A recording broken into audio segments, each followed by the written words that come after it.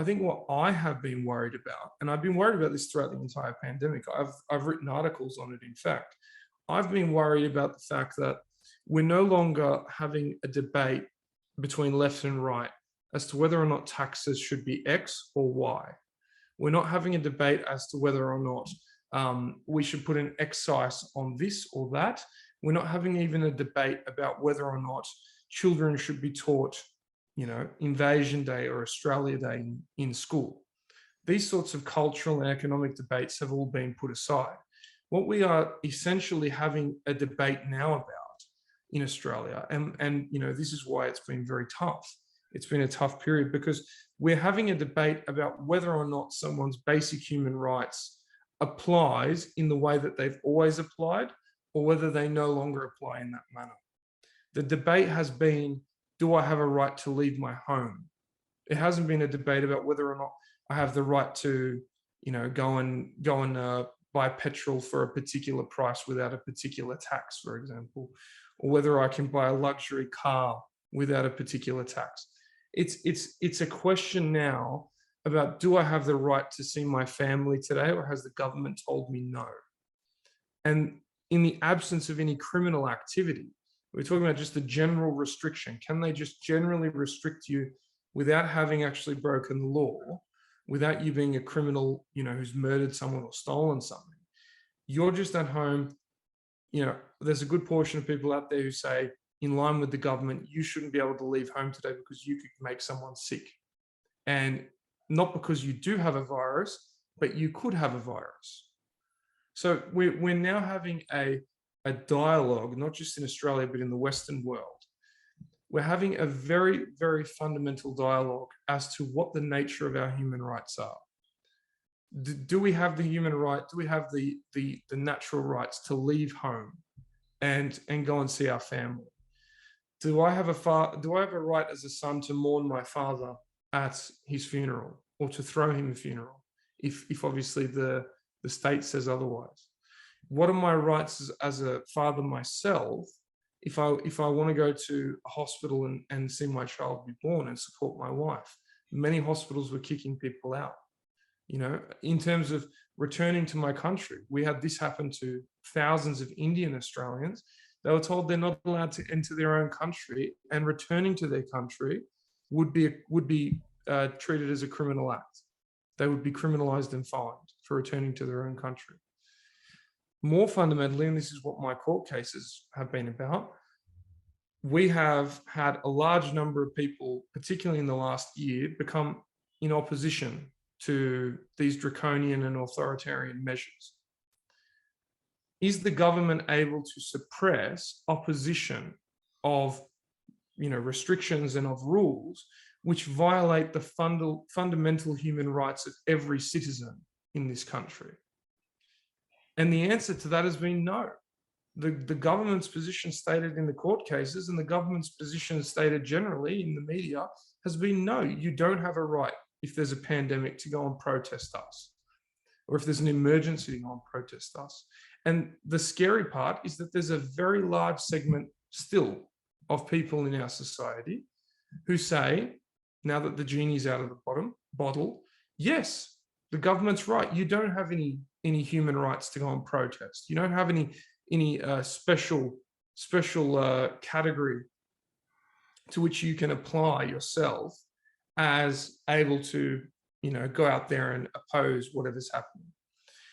That very fundamental debate that is happening right now on every level of our society is one which is extremely important, and at the same time extremely scary. Because if we don't come out on the right side of that debate, and I mean that in the historical sense, if we go in the direction that we're heading at the moment, and if the other side wins, which is your right to protest us is conditional on us giving you leave to protest us, we will, within this century, move into waters whereby the country is no longer recognizable in the sense that it once was. Because being from an Iranian background, I can say, a country where the only protests that occur are the ones that the government has sanctioned, at the times the government has sanctioned it, means that the only other gatherings that occur are illegal gatherings, and they'll be treated as illegal gatherings and treated as illegal opposition. So, in the pursuit of avoiding that terrible consequence, we have to be very, very careful in how we proceed, and we have to be very careful in how we market ourselves to the general public, because we have to make sure this debate is won by the libertarian and the pro-freedom side. I would say my analysis of the situation is the old, as you mentioned, the old paradigm of left versus right is now obsolete. Yeah. The new paradigm, I would say, is either authoritarianism versus freedom. Yeah. Which, with both on both sides of the equation, transcends the left and right. But having said that, as for an explanation as to how we could sleepwalk into a tyranny, a lot of people have this, I don't know, this belief of, oh, can't happen here. It would never happen here. It happened in China, happened in Europe, but it just won't happen here. And combine that with the lack of, I suppose, history of knowledge of how these things work. I have a background in international relations and history, so I can see the writing on the wall. I can see the patterns. It's not exactly the same. After all, this is Australia, not Germany. It's 2021, 2022, not 1930. So obviously it's not exact, but there are certain formulas at play. You just tweak it just enough, it all kind of runs the same course.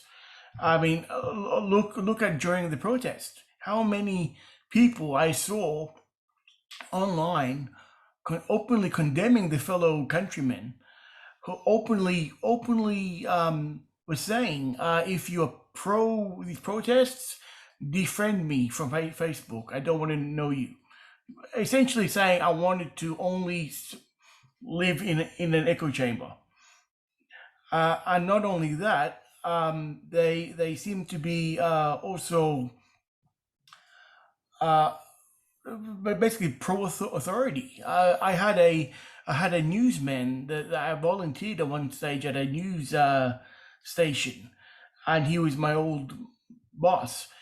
He was like frothing at the mouth over the internet, just saying, if you see anyone in the crowd, report them to Crime Stoppers.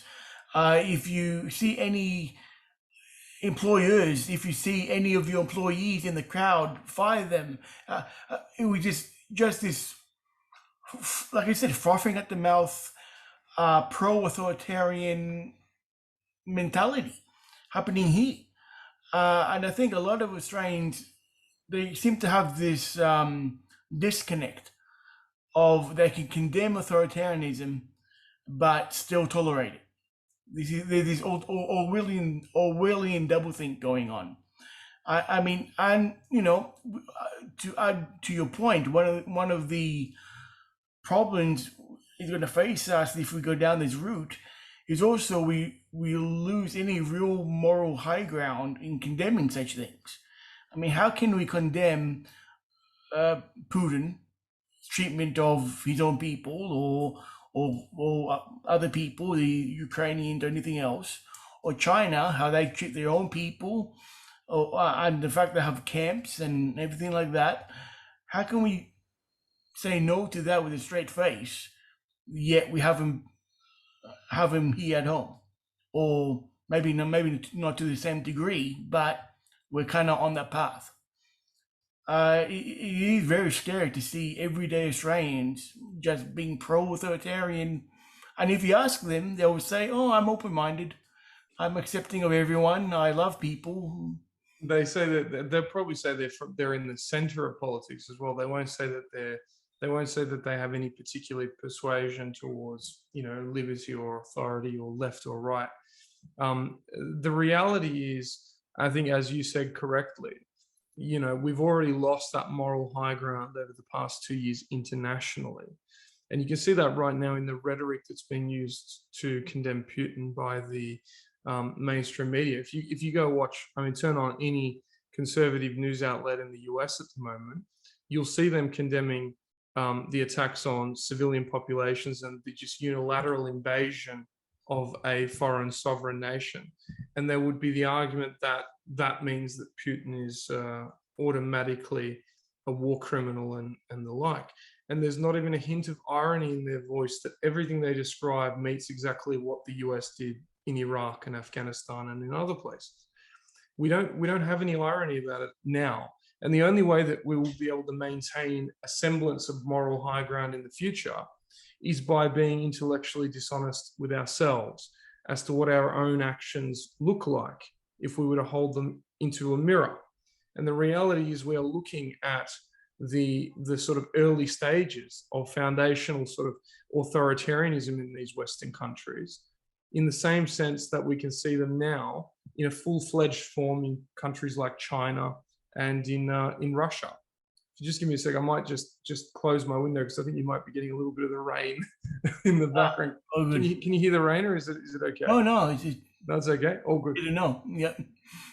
So more to the point, I think in terms of domestic, one of the issues that I think I have been extremely worried about, and it goes to the point I was just making as well, is that I think mentioning Orwell, the last 2 years we have learned what it is to live in a one-party state, because there hasn't been a major political party that's been against the authoritarianism that's been propagated. Whether it's Labor or Liberal, we've heard the same message. And in some senses, you've heard Liberals say it if they're in government, and you've heard the opposition leader come out and say, yes, I support it because the chief health officer says, X, Y, Z, so therefore we support them. There hasn't been any true accountability. There hasn't been any true challenge. There hasn't really been any opposition in Australia for the past 2 years. They have lived in a political environment where they haven't been criticized by the media, they haven't been criticized by their opposition, and they've made, to the best of their ability, protest completely illegal. Selectively, because I remember during the shutdown, the lockdowns, if the protest was about climate change, or if it was about Black Lives Matter, or if it was about that, then they still allowed it, but maybe, we recommend you don't do it, but it's okay, but we understand.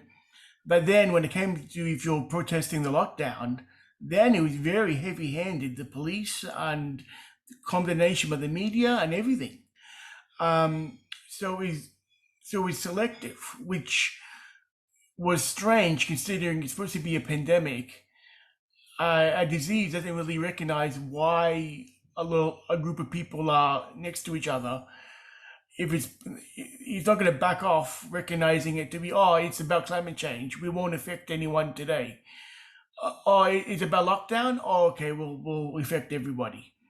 So that's exactly right. Very strange, the behavior. And just in general, when it suits them, they would say it's extremely contagious and no one can do anything. But then the weather's looking pretty good and people in the eastern suburbs want to hit the beach. So the next thing they say is, well, you can't really get it outdoors. And all of these protests have been occurring outdoors. But the next week, whenever there's a protest, suddenly it's a super spreader event and these people are all jerks for going out and protesting. So, and that goes to the point I was making in relation to the one-party state.